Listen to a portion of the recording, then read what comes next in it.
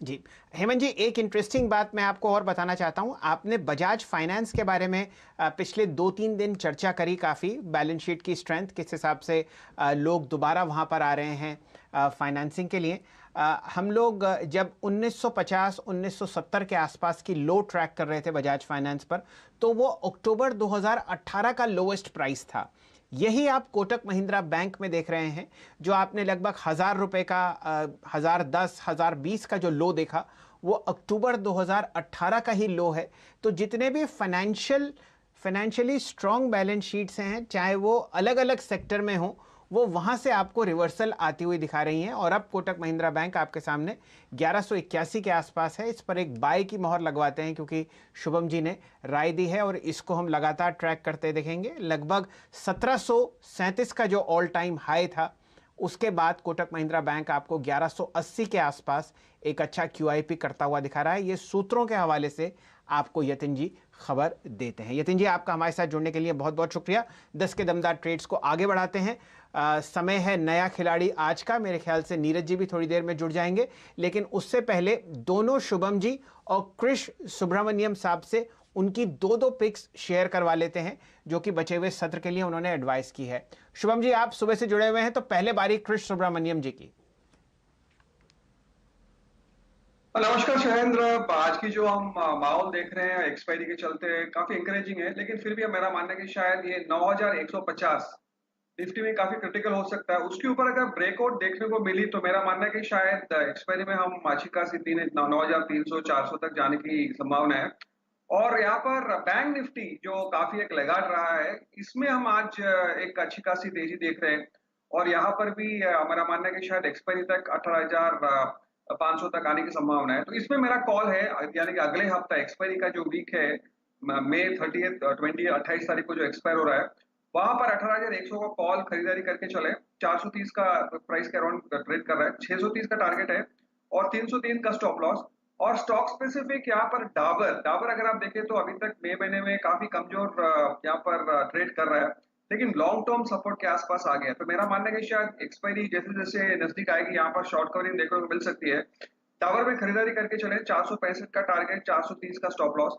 और दूसरा है मेरा अरविंदो फार्मा। फार्मा तो काफी अच्छी फॉर्म में रही है यहाँ पर मई महीने में भी, और अरविंदो फार्मा में भी हमने अच्छी खासी ब्रेकआउट देखी।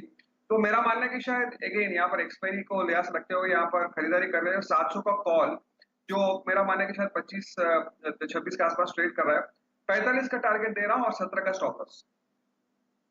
दोनों ही बढ़िया स्टॉक्स आपने बताए हैं क्रिस जी, इनके ऊपर नजर होगी। डाबर तो वैसे भी बहुत ही बढ़िया प्रदर्शन दिखा रहा है। शुभम जी, आपके दो ट्रेडिंग आइडियाज बताइए।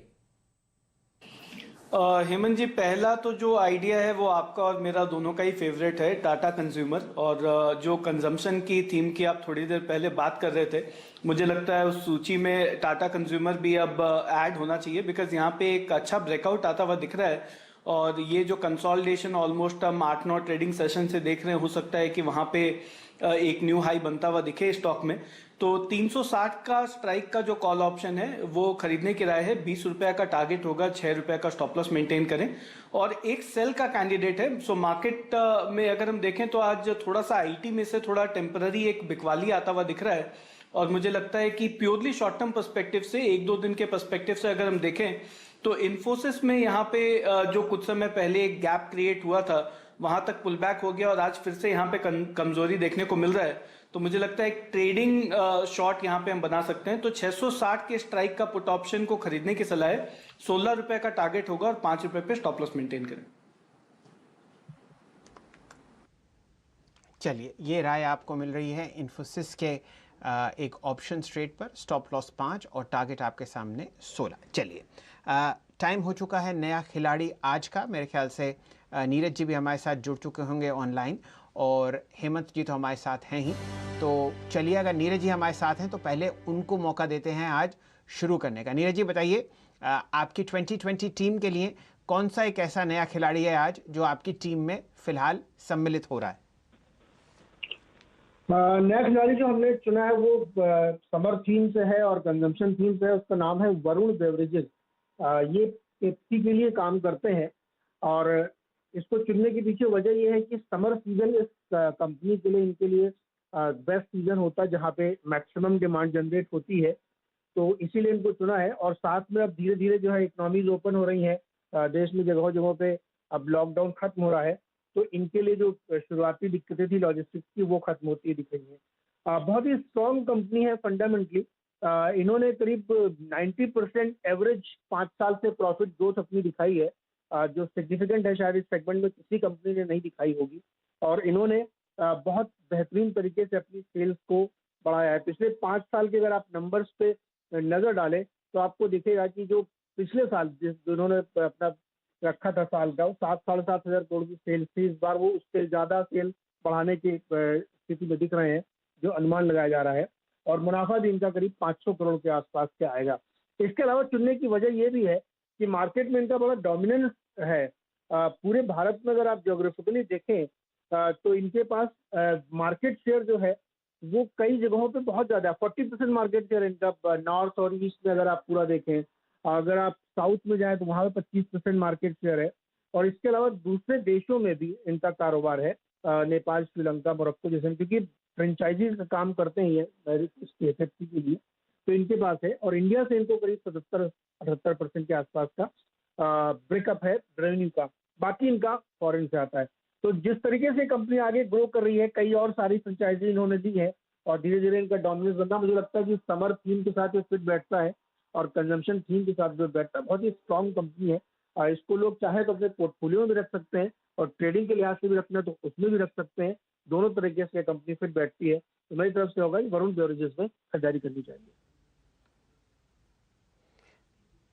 तो ऐसा करते हैं नीरज जी, जरा इस पर राय लेते हैं शुभम जी से। शुभम जी, 5 दिन की गिरावट के बाद कम से कम रिस्क रिवॉर्ड रेशियो आपको चार्ट्स पर वरुण बेवरेजेस पर बहुत शानदार दिखेगा। 2016 में ये कंपनी लिस्ट हुई थी, 245 रुपए इसका आईपीओ प्राइस था और कुछ समय पहले मार्च में आपने इस पर लगभग 840 का ऑल टाइम हाई लगता हुआ देखा।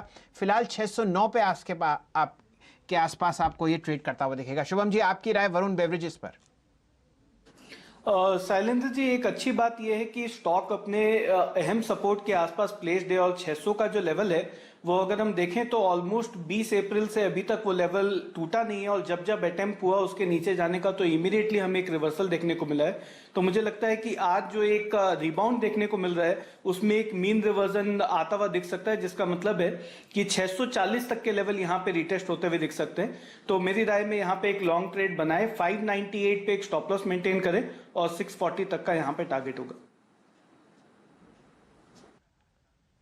चलिए, 640 का टारगेट वरुण बेवरेजेस का। और नीरज जी की राय है कि ये आपके पोर्टफोलियो और ये आपके ट्रेडिंग पोर्टफोलियो का भी हिस्सा बन सकता है। बाजार दिन के उच्चतम लेवल के आसपास आपको पहुंचता हुआ दिखेगा। 9,120 आप निफ्टी पे देख रहे हैं, लगभग 52 अंक ऊपर।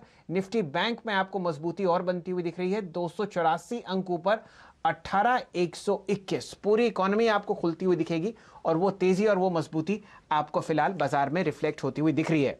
हेमंत जी भी हमारे साथ जुड़े हुए हैं और बताइए हेमंत जी, बताइए आपकी क्या थीम है और कौन से आपका नया खिलाड़ी होगा आज के सत्र के लिए? पिछले 3 दिन से हम नया खिलाड़ी नहीं दे रहे थे, तो 3 दिनों की कहते हैं वो पूरी जो पाइपलाइन थी वो आज ही बताते हैं। तो 3 स्टॉक्स बताएंगे एक ही सेक्टर से और ये सेक्टर फिर भागेगा। मुझे लगता है कि आज एक थीम जो मुझे सुबह सुबह जब मैं दफ्तर आया समझ में आई वो थी रेंट रीनेगोशिएशन की थीम, और मैंने ट्वीट भी किया है। देखिए, जो अभी टाटा कंज्यूमर जब बात कर रहे थे शुभम, तो मैं मुस्कुरा इसलिए रहा था क्योंकि ये थीम बहुत ही आगे चलकर चलेगी। थोड़ी अलग हटके थीम है, तो पहले थीम समझा देता हूं। जिनके भी रिटेल स्टोर हैं वो कंपनियां अपने लैंडलॉर्ड से कहेंगे कि साहब आप रेंट रीनेगोशिएट करिए, वरना हम शोरूम छोड़कर बराबर में जो दूसरा शोरूम खाली हो रहा है वहां जा रहे हैं। तो देखिए, एक तो फिक्स्ड कॉस्ट कंपनियों की घटती हुई नजर आएगी और कोविड का फायदा उठाकर जो ठीक ठाक भी दुकानें चल रही थी वहां पर भी जो बड़े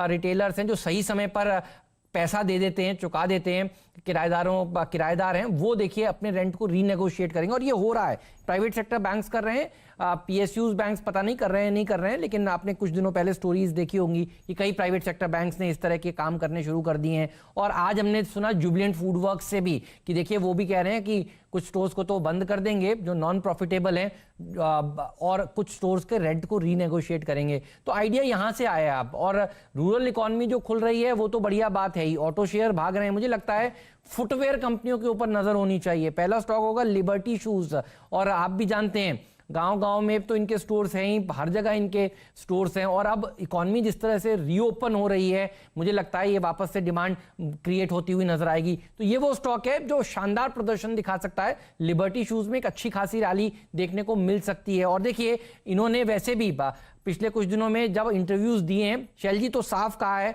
कि एक्सपोर्ट्स का भी एक बड़ा बिजनेस इनका हाथ आ रहा है। अच्छा, जब लॉकडाउन था तब भी ये कंपनियां B2B काम कर रही थी, और यानी बिजनेस टू बिजनेस काम कर रही थी। B2C वाला काम काज थोड़ा सा बंद था, लेकिन अब वो भी खुलता हुआ नजर आएगा। तो मुझे लगता है कि ये स्टॉक्स अब भागते हुए नजर आएंगे। लिबर्टी शूज होगा पहला स्टॉक, इसके ऊपर बात कर लेते हैं पहले, उसके बाद दूसरे स्टॉक्स भी बताऊंगा।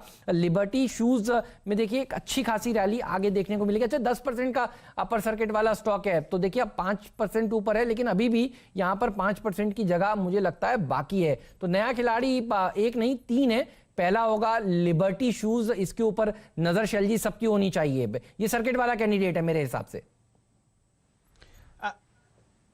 हाँ हेमंत जी, आपके सामने देखिए 400 एक्सक्लूसिव शोरूम है